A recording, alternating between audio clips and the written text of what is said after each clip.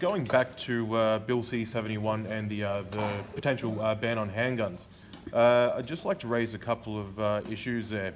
So, as you're aware, there's yourself, Blair, and Wendy Kukia, who are heavily supporting the ban on handguns throughout Toronto.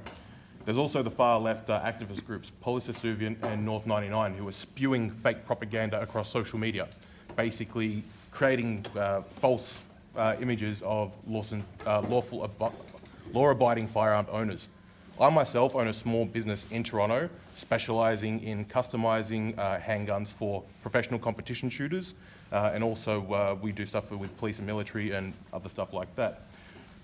Do the Liberal Party really believe that banning handguns is going to solve anything when just today 20 handguns were seized at the border down at Niagara and a 28-year-old was charged?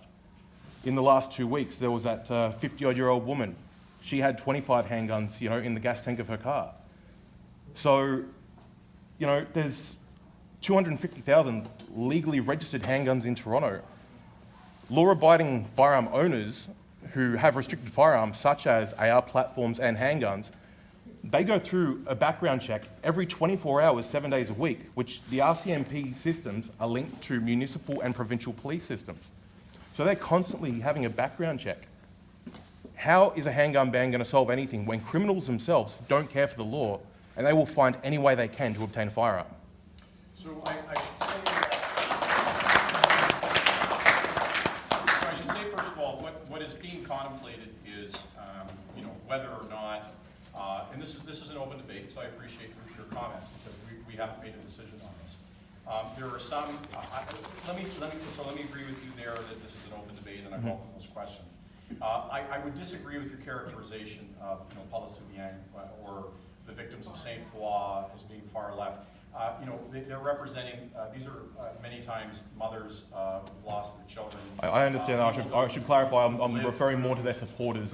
Yeah, they've lived through horrific violence where they've Yes. often lost family members. I understand. And they definitely may have a different view about gun policy than you do, but I wouldn't agree with the characterization that, just as I wouldn't agree with the characterization of people who are on the other side of the debate, Can we get to the question?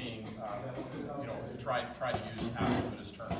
What I would say is that we have an open question about handguns, whether or not they should exist outside of a firing range. Now, the only place that you can fire a handgun today is in a firing range.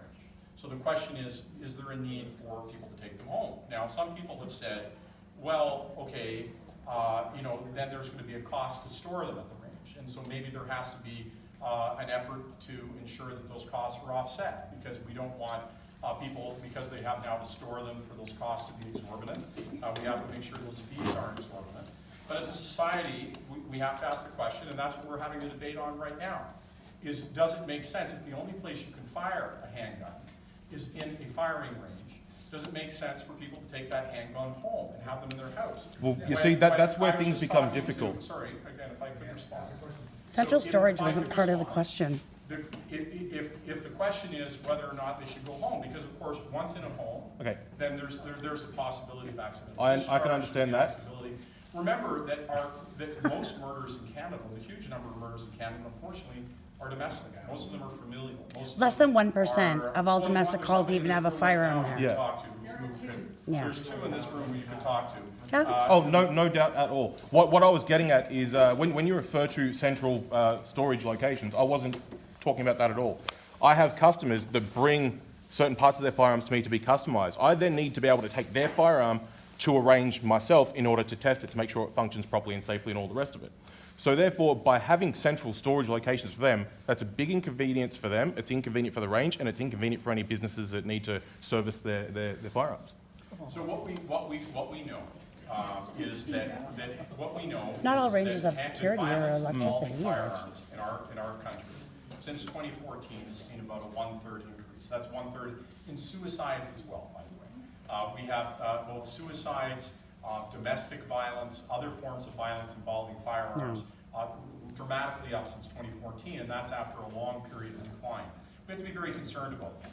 We have to be very concerned about the fact that chiefs of police tell us across this country that increasingly the supply of illegal weapons are domestically sourced not coming across. That's been debunked. There's an That's been ATIP. Come on. debunked. Even Bill Blair admits that's Bill not. Blair admitted that publicly himself. I'm sorry. Again, Mind your business. folks, I appreciate you've come to visit Ajax. I've given you an opportunity.